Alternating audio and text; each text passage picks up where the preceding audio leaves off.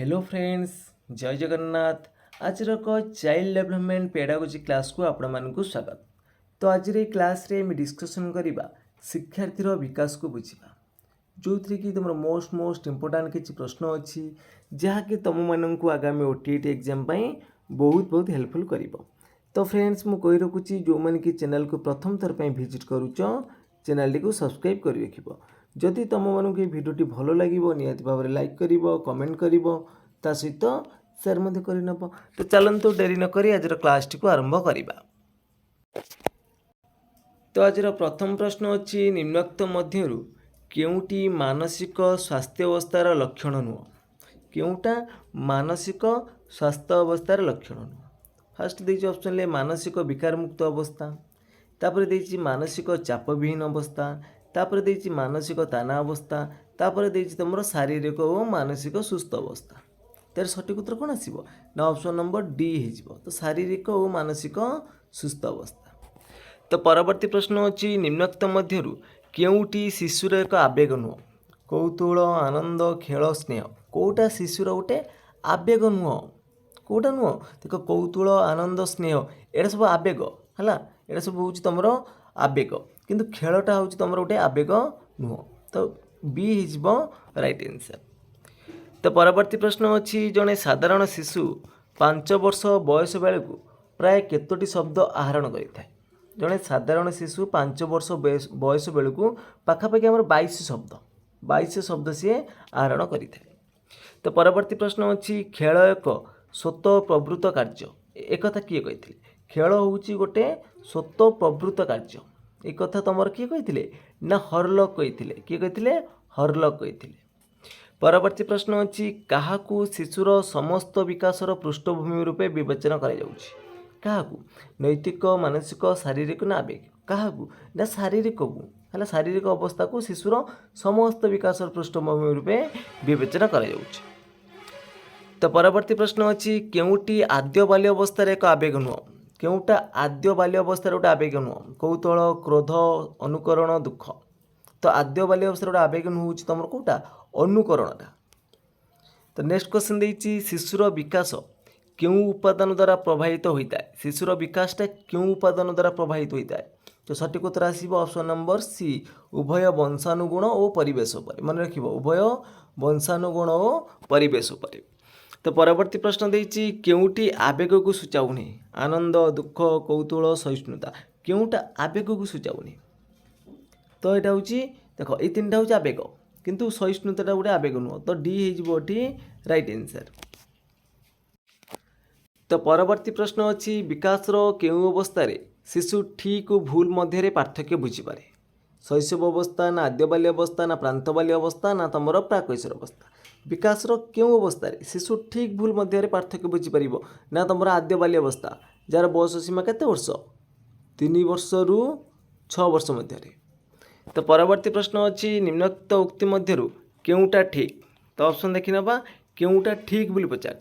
तो 10 नंबर सठिक उत्तर कौन आसब 10 नंबर तुम सठिक उत्तर हो ऑप्शन नंबर सी ना शिशुर मानसिक विकास उभय परिवेश और वंशानुगुण उपर निर्भर करें। केवल वंशानुगुण हेनी कि केवल परिवेश बोले उभय आवश्यक परिवेश आउ वंशानुगुण। तो परवर्ती प्रश्न देछि शिशुर मानसिक स्वास्थ्य क्या द्वारा प्रभावित होता है। शिशुर मानसिक स्वास्थ्यटा पितामाता अभिलाष शिक्षकों व्यवहार सहपाठी मान व्यवहार तो सब हो राइट आंसर। तो परवर्ती प्रश्न अच्छी केउटी शिशुर विकास को प्रभावित करें। केउटा शिशुर विकास प्रभावित करें ना शिशु प्रति शिक्षकों आचरण, शिशु प्रति पितामाता आचरण, शिशु प्रति सांगसाथी मान आचरण। तो ये समस्त हो राइट आंसर। तो परवर्ती प्रश्न अच्छी बौद्धिक विकास केउं पर्यायर शिक्षार्थी समस्या समाधानमूलक दक्षता विकास घटी है। स्थूल संकारधर्मी पर्यायर ना विमूर्त संकारधर्मी पर्यायर ना संवेदिकारक पर्यायर ना प्राग संकारधर्मी पर्यायर। तो ये 13 नंबर सठिक उत्तर कौन हम तुम्हें मैंने कमेंट बॉक्स में जन। तो देखा केते जन यार सठिक उत्तर दे पारुचंती। तो परवर्ती प्रश्न अच्छी पियाजेंक मतानुसार संवेदिकारक पर्यायर अवधि केते वर्ष। पियाजेंकर मत अनुसार संवेदिकारक पर्याय हूँ जन्म 2 वर्ष। तो ऑप्शन अच्छी तो ऑप्शन अच्छी जन्म 1.5 वर्ष। तो सहीटा आम हो। तो ऑप्शन नंबर कौन हो डी हो राइट आंसर। तो परवर्ती प्रश्न अच्छी शैक्षिक दृष्टिकोण शिक्षार्थी को बुझीबार अर्थ कौन। शैक्षिक दृष्टिकोण शिक्षार्थी को बुझीबार अर्थ हूँ शिक्षार्थीर प्रकृत बयस ता सहित मानसिक बयस जाना पड़ो। तो ए हो राइट आंसर। तो परवर्ती प्रश्न देती निम्नोक्त क्यों आवेगद्वय अन्य तीनोटी ठार भिन्न। भय क्रोध, विरक्ति भय, क्रोध विरक्ति, स्नेह आनंद। यहाँ हूँ तुम सकारात्मक आवेग, ये तीन हूँ तुम सब नकारात्मक। तो डी हो राइट आंसर। तो परवर्ती प्रश्न अच्छी पियाजेंक मतानुजाई केउटी स्थूल संकाचधर्मी पर्याय अटे। केउटा स्थूल संकाचधर्मी पर्याय अटे कौटा ना परवर्ती बाल्य अवस्था जार बयस सीमा हूँ 6 ରୁ 10-12 वर्ष पर्यंत। तो परवर्ती प्रश्न अच्छी केउटी आवेगर लक्षण नुह। अपरिवर्तनीय ना अनुभूति भित्तिक ना परिवर्तनशील ना सामयिक। केउटी आवेगर लक्षण नुह बोली पचारुछि कौटा नुह ना ऑप्शन नंबर कौन हम तुम ए अपरिवर्तनीय। आवेगटा परिवर्तन हो किसी समय पर सामयिक समय आवेगटा थाए अनुभूति भित्तिक थाए किंतु अपरिवर्तनीय यहाँ तार लक्षण नुह। क्योंटी पियाजेंक बौद्धिक विकासर आत्मसातीकरण सह संपृक्त। आत्मसातीकरण सहित क्योंटा संपर्क ना समंजनटा कौटा समंजन बी हो राइट आंसर। तो परवर्ती प्रश्न अच्छी केउटी शिशुर व्यक्तित्व को प्रभावित करुवा उपादान नुह। क्योंटा शिशुर व्यक्तित्व को प्रभावित करुवा उपादान नुह। वंशगुण, परिवेष्टनी, स्वास्थ्य, विद्यालय। तो सठिक उत्तर कौन हम डी हो विद्यालय हो राइट आंसर। तो केते वर्ष बयस शिशुठारे उत्कंठा और लज्जा आदि आवेगर विकास होता है केते वर्ष बयस ना 5 वर्ष बयस। तो बी हो राइट आंसर। तो परवर्ती प्रश्न अच्छी शिक्षार्थी मानकर आचरण अनुध्यान करने क्यों पद्धति अवलंबन करा जाता है।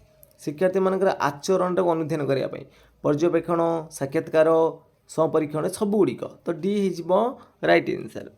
तो परवर्ती प्रश्न अच्छी विकासर क्यों अवस्था शिशु ठीक और भूल मध्य पार्थक्य बुझीपे। तो विकासर आद्य बाल्य अवस्था। तो नेक्स्ट क्वेश्चन अच्छी क्या शिशुर समस्त विकासर पृष्ठभूमि रूपे विभाजन कराए क्या ना शारीरिक को। तो शारीरिक माने सी हो राइट आंसर। तो परवर्ती प्रश्न अच्छी क्योंटी आद्य बाल्य अवस्था एक आवेग नुह। आद्य बाल्य अवस्थार कौटा गोटे आवेग नुह। कौतूहल, क्रोध, दुख ये सब हूँ आवेग किंतु अनुकरणटा गोटे आद्य बाल्य अवस्थार आवेग नुह। तो परवर्ती प्रश्न अच्छी शिशुर विकास दृष्टिकोण केउटी अन्य तीनोटी ठार भिन्न। केउटा अन्य तीनोटी ठार भिन्न।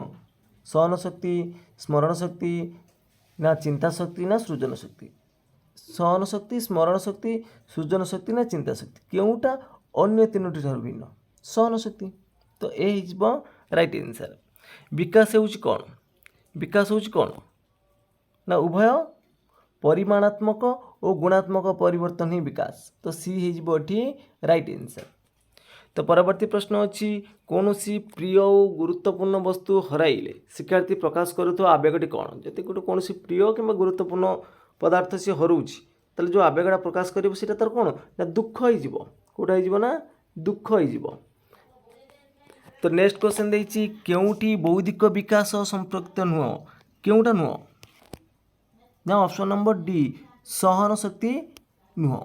तो फ्रेंड्स आज क्लास टी सरी जाइए। जदि तुम मानक ये क्लास टी भल लगी निहाती भाव में लाइक कर कमेंट कर ता सहित सेयार करनब एवं जो पिला माने चैनल को प्रथम थर पर विजिट करुच चैनल को सब्सक्राइब कर रखिबो।